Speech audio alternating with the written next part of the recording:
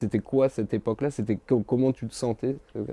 Ben, faut savoir que quand t'es gros, quand t'es obèse et tout, t'as plein de petits, comment dire, t'es hyper pudique en fait.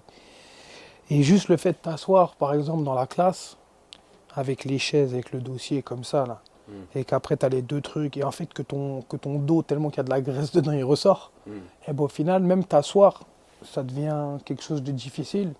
C'est pour ça que je voulais m'asseoir tout le temps derrière. Parce que je voulais être derrière, parce que je voulais pas qu'on me voie en vrai. C'est pour ça que je voulais pas aussi que le prof me parle.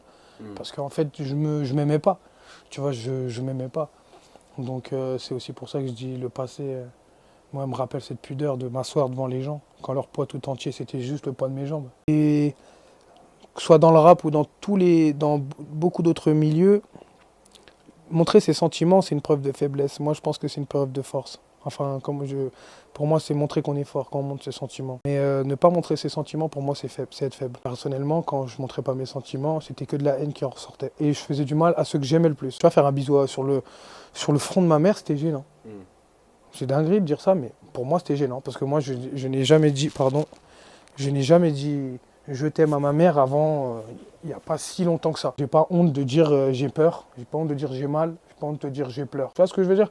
Mais je sais que je suis un homme. C'est ça qui fait ma force, parce que je sais comment les gens me perçoivent, qui me disent, que ce soit en commentaire ou en vrai, ils me disent merci. Ouais. Parce que c'est comme un livre que tu ouvres.